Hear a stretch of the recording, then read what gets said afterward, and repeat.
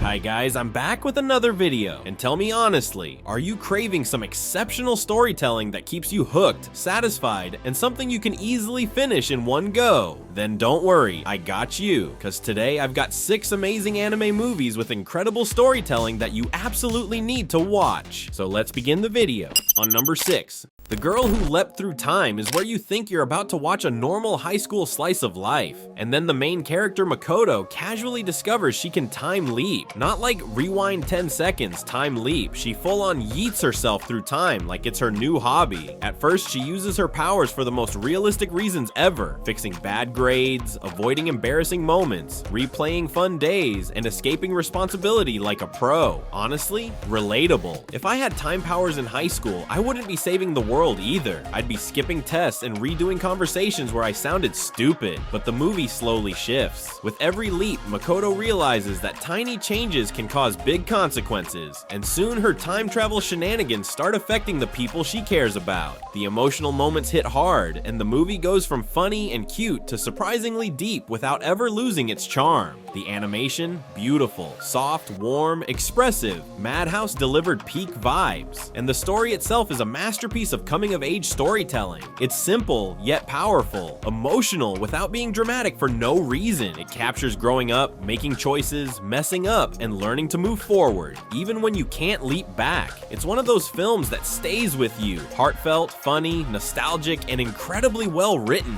If you haven't watched The Girl Who Leapt Through Time, trust me, you're missing out on one of the most timeless anime movies ever made. On number 5. Millennium Actress follows Chiyoko Fujiwara, a legendary actress who drags us through her life, her movies, and her dreams all at the same time. The way it blends fiction and reality. Bro, it's smoother than your crush's lies. One moment she's talking about her past, next second she's sprinting through a battlefield, and suddenly we're on a movie set again. Even the interviewers get sucked in. Genya is fully acting inside her memories, while Kyuji is just holding the camera like, I did not sign up for multiverse travel today. And the emotional core? Whew, Chiyoko spends her whole life chasing a man she barely remembers, doesn't even know his face, all because of a key and one childhood moment. That's it. And somehow it hits harder than 99% of modern romance. Her entire career and identity were built on a promised reality crushed instantly. Peak tragedy, peak cinema. But the beauty is, the movie tells you the chase mattered more than the dream itself. Well, visually, Madhouse absolutely cooked the evolving sepia tones, the insane transitions, the sneaky little background details that only make sense on rewatch. This movie has more layers than an onion with a skincare routine. All of it blends into this beautiful chaos that keeps pulling you in until the credits roll and you're like, reality? Never met her. So yeah, stop sleeping on Millennium Actress. It's stunning, emotional, clever, and the perfect film to recommend when you want to pretend you're a cinema expert.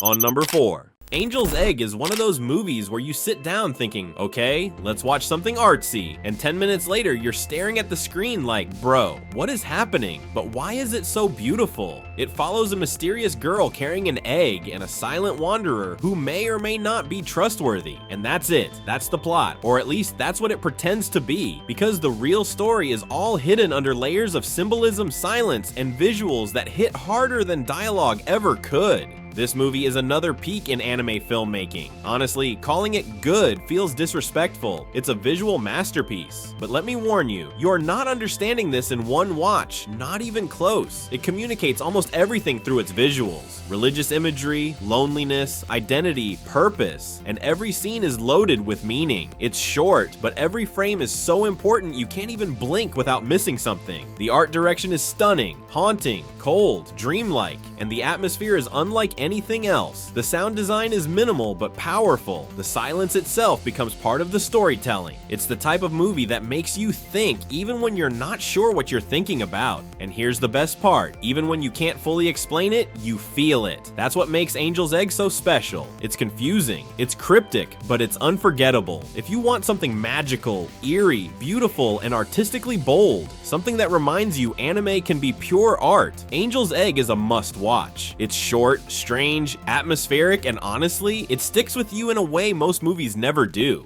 On number 3, Perfect Blue is where you sit down thinking you're about to watch a normal psychological thriller, and then 5 minutes in, you're questioning your reality, your identity, your memory, and possibly your sleep schedule. It follows Mima, a former pop idol who decides to switch careers and become an actress. But the moment she enters the acting world, things get weird. Like, is that real or did I imagine it? Weird. And yes, that confusion is 100% intentional. Movie is peak psychological horror. The tension is so sharp it feels like the film is slowly peeling your brain open scene by scene. And the best part, it's all grounded. No cheap jump scares, no supernatural excuses, just pure psychological pressure executed so well that you end up just as paranoid as Mima. The visuals are stunning. The framing, the color choices, the mirrors, the reflections, everything feels symbolic. Every single shot matters. Satoshi Kon didn't waste 1 second of this film. And the story? Oh, it's a masterpiece. It's the kind of movie that's terrifying not because of monsters, but because of how close it cuts to reality. Identity, fame, obsession, and the feeling of losing control of your own life. Movie is so good even Hollywood had to copy it. Black Swan, Requiem for a Dream, countless thrillers, they all took notes from Perfect Blue. It's that influential. It's confusing in the best way. The pacing is perfect, and the way it slowly breaks you down alongside Mima is genius. This is psychological horror at its absolute finest. Bold, smart, stylish, and unforgettable. Perfect Blue isn't just a movie, it's an experience. It's creepy, it's artistic, it's intense, and even though it's older, it holds up better than ever. If you haven't watched it yet, you're missing one of the greatest anime films ever made. On number 2.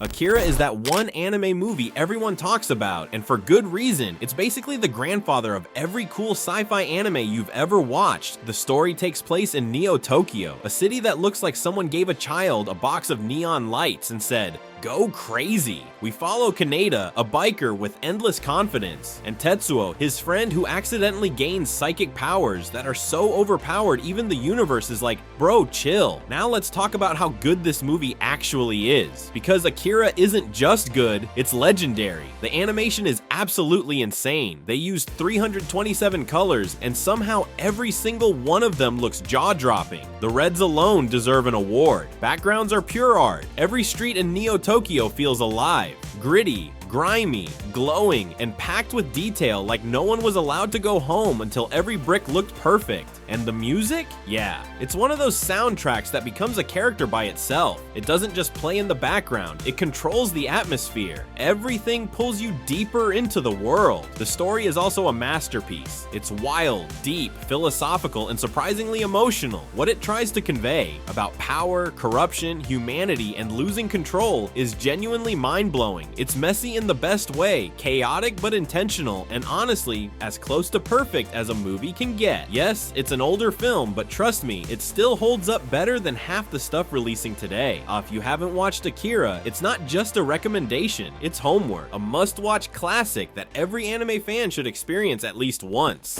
On number 1.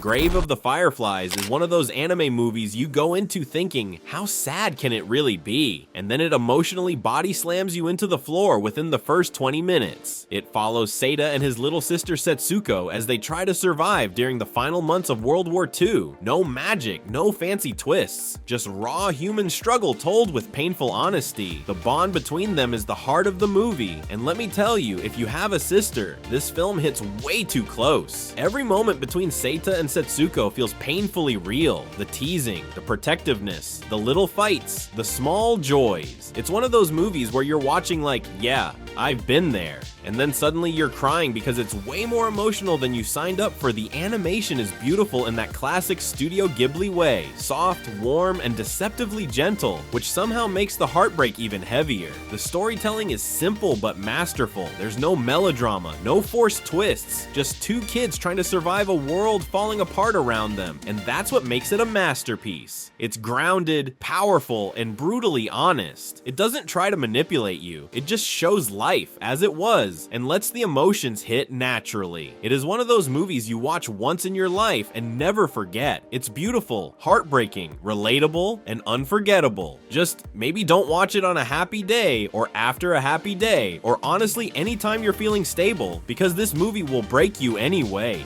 And there you have it. If you found something new to watch, make sure to smash that subscribe button for more. I'll see you in the next one. Peace out.